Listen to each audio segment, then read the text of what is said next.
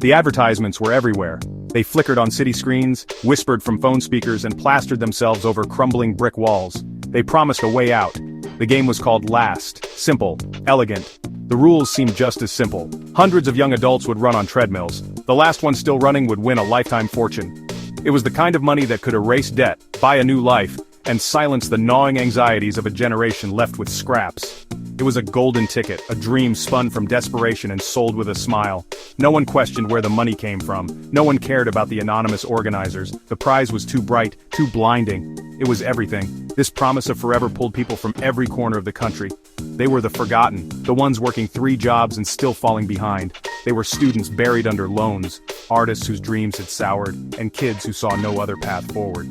The prize wasn't just money, it was a declaration of worth. It meant you were a survivor, a winner in a world that seemed designed to make you lose. The game preyed on that deep, primal need to not just survive but to triumph. It offered a spectacle where one person's endurance could rewrite their entire existence. The world would watch, and for the last one standing, the world would finally offer its rewards instead of its burdens. The organizers remained faceless, a shadowy corporation known only as the benefactors. Their silence was part of the allure, adding a layer of mystique to the already legendary prize.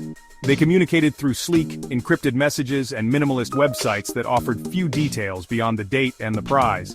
This lack of information should have been a warning sign, a blaring alarm in the collective consciousness. But hope is a powerful sedative. It numbs the instinct for self-preservation. People reasoned that any organization with that much money to give away must be legitimate. They were pioneers in a new form of philanthropy, a social experiment to find the most deserving. The lies we tell ourselves are often the most convincing. And so, the day arrived. A new legend was about to be written in sweat and willpower. The broadcast would be global, a testament to human endurance. Or so they said.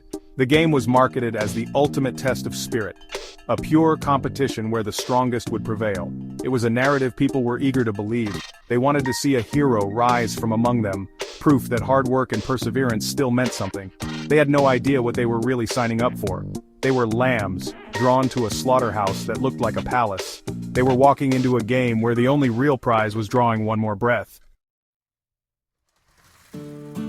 Isaiah felt the familiar knot of anxiety tighten in his stomach. He was here for his mother. Her medical bills were a mountain, and he was trying to climb it with a shovel. Every paycheck was a tiny scoop of dirt against an avalanche of debt. Last was his only rope, his one desperate gamble to pull her back from the edge. He wasn't a natural athlete, just a determined son who had run out of options. He looked at his friends Maya and Ben standing beside him. Each of them carried their own invisible burdens. They were a small tribe, bound together by shared desperation, and the foolish hope that one of them might actually win this thing. They made a pact to support each other, to be the voices of encouragement when their bodies screamed to stop. Maya was a fighter. She had been her whole life. She was trying to fund a community center in her neighborhood, a safe haven for kids who had nowhere else to go. Her dream was pure, selfless, and impossibly expensive. She saw Last not as a game, but as a crusade. Her endurance was fueled by the faces of the children she wanted to save. Her jaw was set, her eyes focused with an intensity that was almost frightening. She trained for this, pushing her body for months, running until her lungs burned and her legs gave out. She believed her cause made her stronger than anyone else in the room, that her righteousness would carry her across the finish line no matter how far away it was. Ben was the opposite. He was running from something, a past he never spoke of, a shadow that clung to him like a second skin. He joked and smiled, a mask of easygoing charm, but his eyes held a deep, hunted look. He wanted the money to disappear, to start over somewhere no one knew his name. He saw the prize as a clean slate, a chance to outrun his own history. For him, this wasn't about building a future, it was about erasing a past.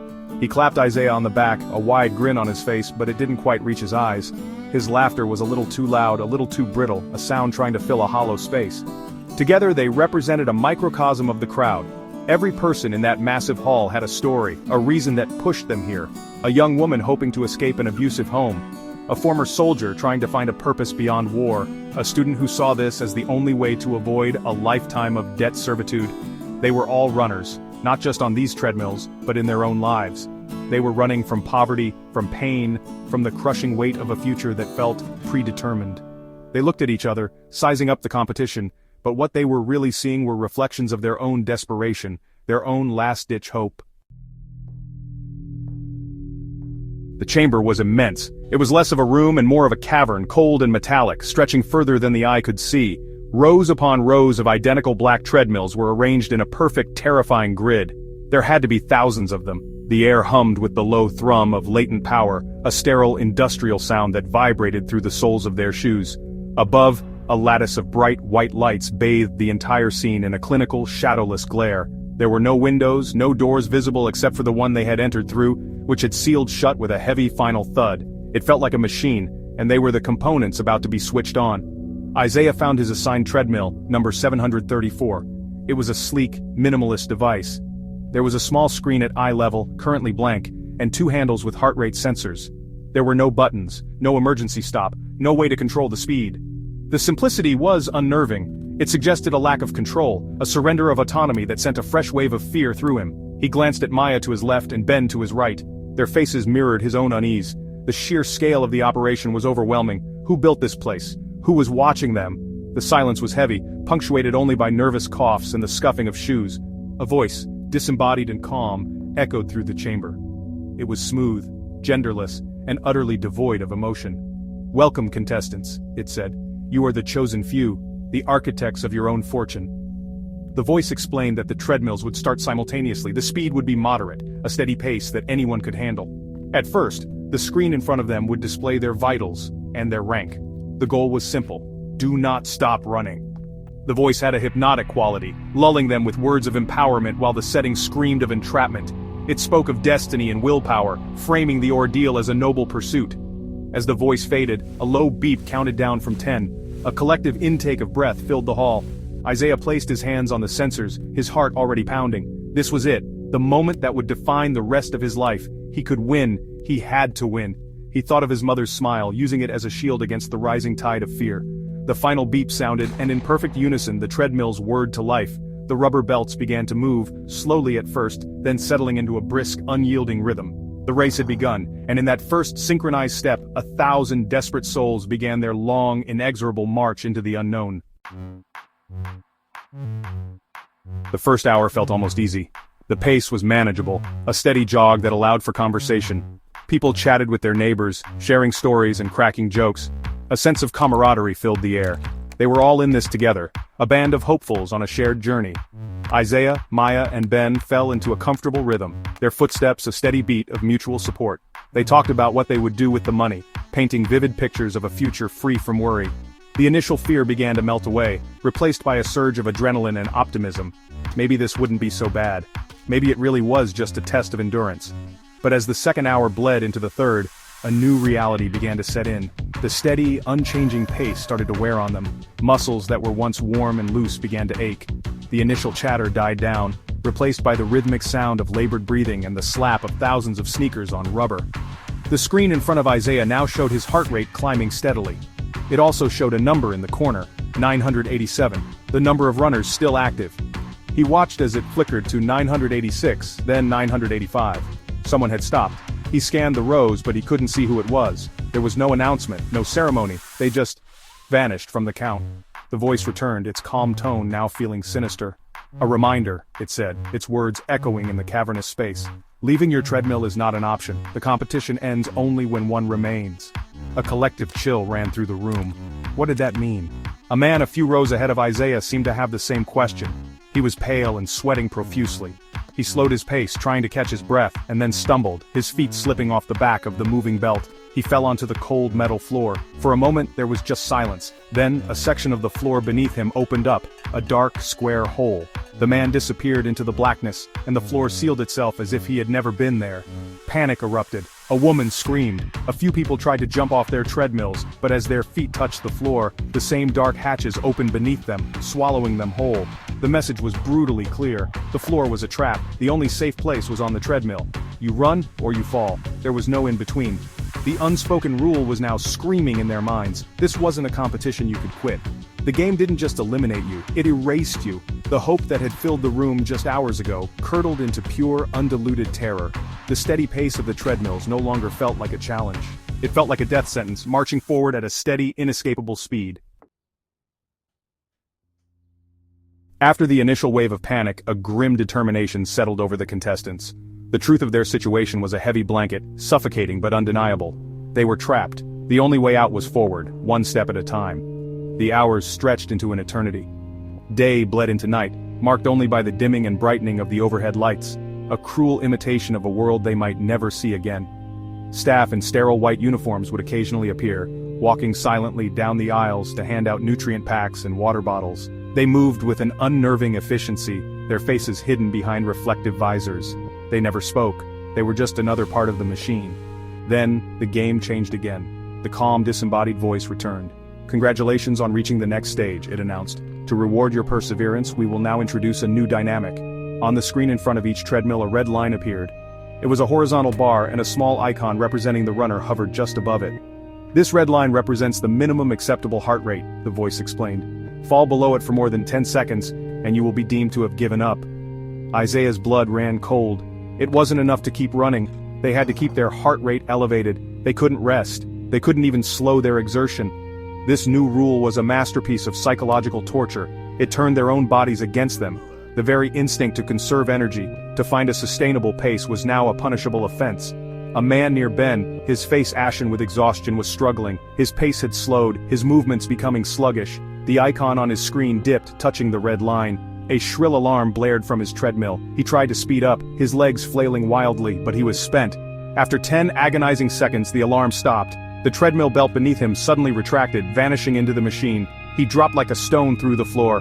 Another square of darkness, another life erased. The red line became a new tyrant, a constant, visible threat. It forced them to push harder, to run faster than the steady pace of the belt, to keep their hearts pounding in a state of perpetual panic. Rest was a death sentence. The game was no longer about endurance, it was about maintaining a state of controlled physical crisis. Isaiah focused on his screen, his own icon hovering dangerously close to the red line. He pumped his arms, forced his tired legs to move faster, his breath coming in ragged gasps.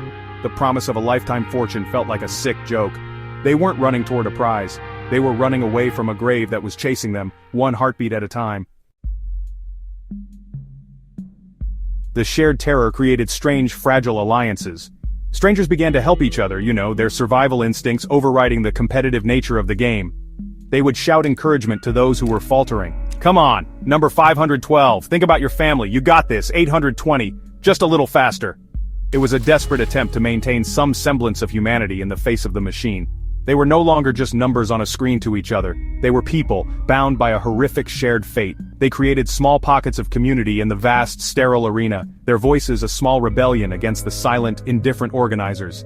Isaiah, Maya, and Ben clung to their pact. They became each other's lifelines. When Ben's icon dipped toward the red line, his spirit flagging, Maya and Isaiah would yell his name, their voices sharp with fear and encouragement. They reminded him of his dream to disappear, to find peace. Their words were a jolt of electricity, pushing him to find a reserve of strength he didn't know he had. When Maya's legs began to cramp, her face contorted in pain, I would talk to her about the community center, describing the children's laughter, giving her a reason to push through the agony. We were a 3-person ecosystem of survival, but the game was designed to break such bonds. As exhaustion deepened, paranoia began to creep in. Trust became a luxury they couldn't afford. A man offered his water bottle to a struggling woman next to him, an act of pure kindness. A few hours later, as he himself began to falter, he looked to her for support, but she just stared ahead, her face a mask of cold focus. She had to save her own energy, her own voice. Alliances were a liability. To care for someone else was to expend precious energy, to divide your focus. The machine was teaching us a brutal lesson. In the end, you run alone. The ultimate betrayal came in the form of a new feature announced by the ever-present voice, the accelerator. Contestants who were performing well could now choose to donate a burst of speed to a fellow runner. It was framed as a way to help, but it was a weapon. A young man, his eyes wild with ambition, activated the feature on the woman next to him. Her treadmill suddenly lurched, the speed doubling for 30 seconds. She wasn't prepared. She screamed as she was thrown from the belt, vanishing through the floor. A gasp rippled through the remaining contestants. The game had given us a way to eliminate each other directly. Now, the person running next to you wasn't just a competitor, they were a potential executioner. The world for me had shrunk to the few feet of black rubber moving beneath me. My body was a symphony of pain. My joints screamed, my muscles felt like they were being shredded, and my lungs burned with every breath. The nutrient packs tasted like chalk, and the water did little to quench the deep cellular thirst. I was no longer running with my legs, I was running with my mind. I retreated into my memories, replaying moments with my mother, her laughter as we watched old movies, the smell of her cooking. These images were my fuel, the only thing keeping me from surrendering to the agony. I watched the numbers on the screen dwindle. 700, 500, 300. Each digit that dropped was another life extinguished, another scream swallowed by the silent floor. The sheer scale of the death was impossible to process. My mind began to fray at the edges. I would see flickers in my peripheral vision, shadows that weren't there. I started having conversations with my mother in my head, my lips moving silently. I was losing my grip, the line between the present horror and my internal world blurring into a single nightmarish reality. The machine wasn't just breaking my body, it was systematically dismantling my sanity. The mental toll was becoming as unbearable as the physical one.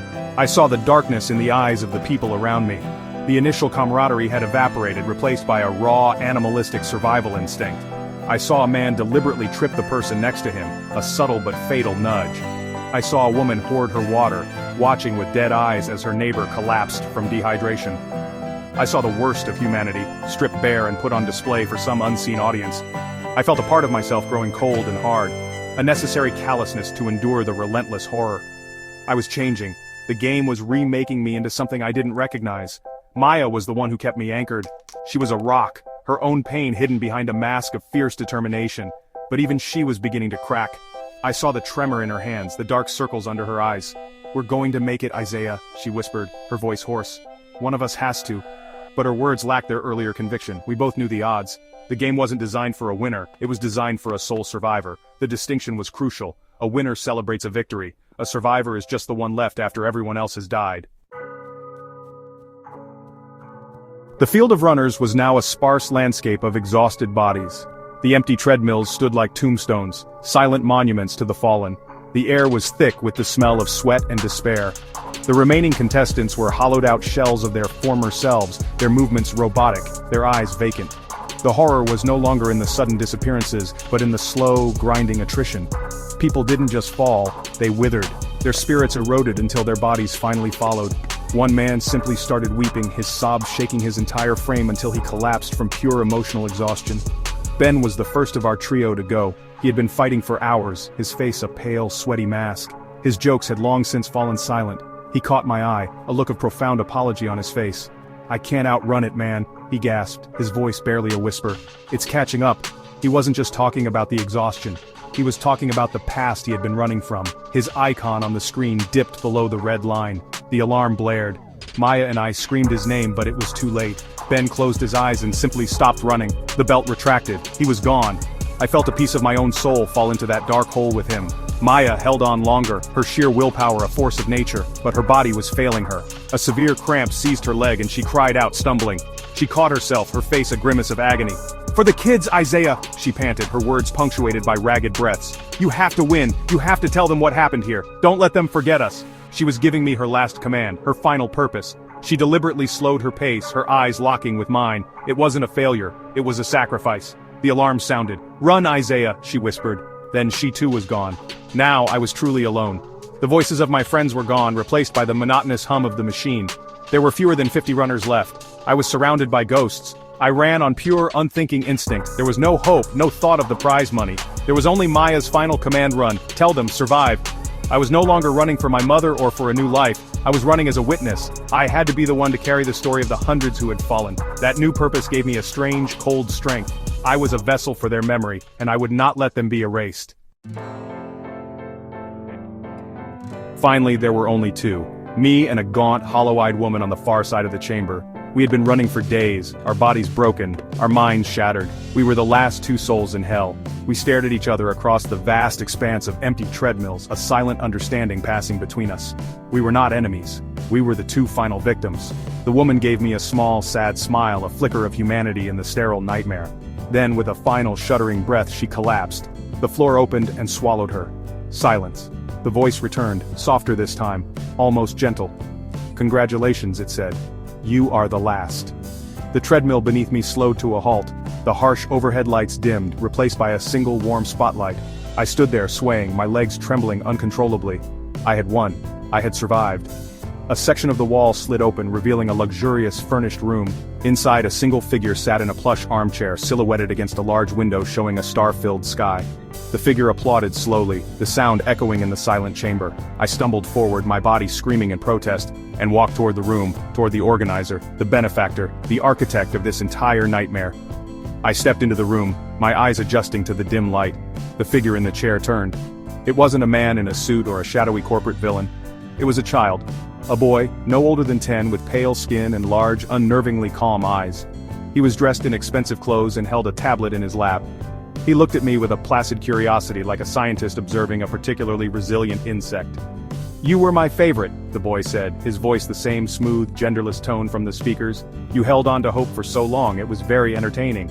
The truth crashed down on me with the force of a physical blow. This wasn't about charity, it wasn't a social experiment. It was a show, a game, a grotesque form of entertainment for the obscenely wealthy.